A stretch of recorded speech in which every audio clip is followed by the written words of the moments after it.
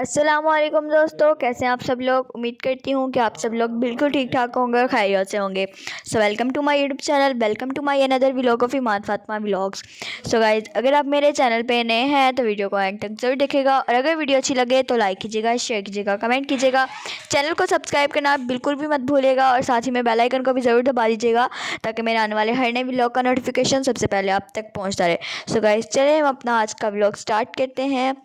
अभी जो बच्चे जा रहे थे स्कूल, और मैंने खाना इनको नहीं बना के दिया क्योंकि कह रहे थे कि हमें खाना आज नहीं खाना। तो फिर मैंने इन्हें ना गजरेला बनाया था ना, तो फिर मैंने इन्हें वहीं दे दिया था, और साथ में मैंने चाय बना दी थी। तो हल्का फुल्का सा ये नाश्ता करके अभी जा रहे हैं।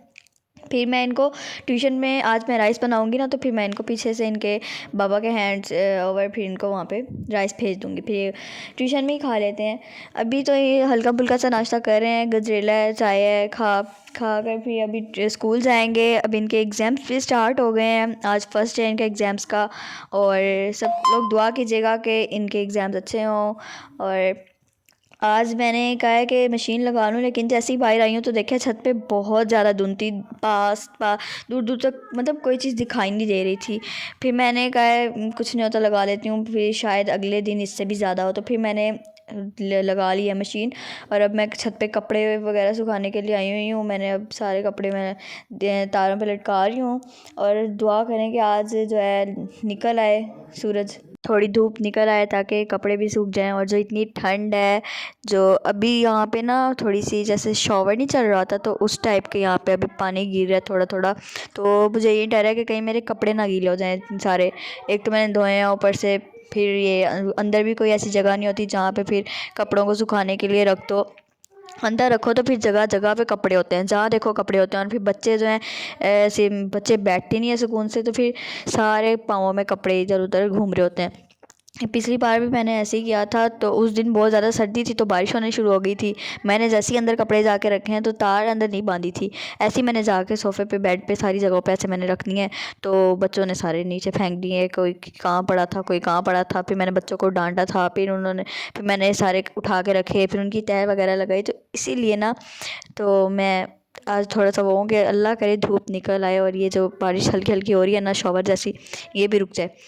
क्योंकि अगर धूप ना निकली तो मेरे कपड़े नहीं सूखेंगे, और अगर मेरे कपड़े ना सूखे तो फिर मुझे ये अंदर कमरों में डालने पड़ेंगे। और फिर कमरों में डालूँगी तो इनका जो हाल होगा फिर वो तो आपको पता ही है। जिस घर में बच्चे हैं और वहाँ शरारतें ना हो, वहाँ ऐसी चीज़ें ना हो, तो ऐसा हो नहीं सकता। जिस घर में बच्चे हो ना, उस घर में ऑलरेडी ऐसी हरकतें होती ही रहती हैं। और गाइस, मैंने अभी जो है राइस बना लिए थे, और अब मैं इनको टिफ़िन में पैक कर रही हूँ। मैंने परात में डाल के इनको अभी बनाया ना, तो दम अभी उतारा है। मैंने परात में डाल के जल्दी जल्दी इनको ठंडा किया है, और अब मैं इन टिफ़िन में डाल के दे रही हूँ। ट्यूशन से कॉल आई थी कि बच्चों ने कॉल करवाई थी मैम से कि मैम, मम्मा को घर में फ़ोन करके कहें कि खाना भिजवा दें। सो मैंने उनके बाबा को कॉल किया कि आ जाएँ, उनको भूख लगी है तो खाना ले जाएँ। और अभी वो आ रहे हैं, मैं तब तक इनके टिफ़िन वगैरह पैक करूँगी। तो अभी मैं इनके टिफ़िन वगैरह में डाल रही हूँ। मैंने साथ में रायता वगैरह भी बना लिया था, क्योंकि रायते के बगैर ये लोग बिल्कुल चावल नहीं खाते, बिल्कुल भी। कहते हैं रायता होगा तो खाएंगे, जैसे कैसे करें तब तक ये खाना नहीं खाते, चावल नहीं खाते जब तक चावलों के साथ इन्हें रायता ना मिले। अदरवाइज़ मतलब ये खाते ही नहीं है बिल्कुल भी। तो अब मैंने इनके टिफ़िन वगैरह जो है पैक कर दिए हैं। अब थोड़ी देर तक इनके बाबा आएंगे और इनके टिफ़िन वगैरह ले जाएंगे। और गाइस, मेरी जो है ना तबीयत बहुत ही ज़्यादा ख़राब है, गले में शदीद दर्द है, जिसकी वजह से मुझसे बार बार बोल नहीं हो रहा। लेकिन फिर भी व्लॉग तो बनाना ही पड़ता है ना आप लोगों के लिए। लेकिन मेरे गले में जो है ना बहुत ज़्यादा पेन होता है, और पता नहीं क्यों चेक करवाया है, लेकिन उन्होंने कहा है टॉन्सिस हैं। तो अब देखते हैं क्या होता है। और मेरे गले में अभी भी दर्द हो रहा है, ऐसे जैसे किसी ने ना अंदर नाखून मारे हो। तो बहुत ज़्यादा पेन हो रहा है। अभी मेडिसिन लूँगी तो ठीक हो जाएगा इंशाल्लाह। अभी मैंने जो है इनके टिफ़िन वगैरह पैक करके भेज दिए थे। और अब मैं बना रही हूँ मेथी। और मैंने जैसे आपको बताया था पिछले व्लॉग्स में कि मैं सब्ज़ियाँ जो है इकट्ठी मंगवा के रख लेती हूँ, और उनका पेस्ट बना लेती हूँ। जैसे अब होगी ये मिर्चें होंगी, इनका पेस्ट बना के एक टिब्बी जार लेती हूँ, जार उसके अंदर डाल के मैं फ्रीज़र में रख देती हूँ ऊपर। तो स्टोर रहता है, जब भी मुझे ये यूज़ करना होता है तब मैं उसके अंदर से एक चम्मच डाल के निकाल के डाल देती हूँ सालन में।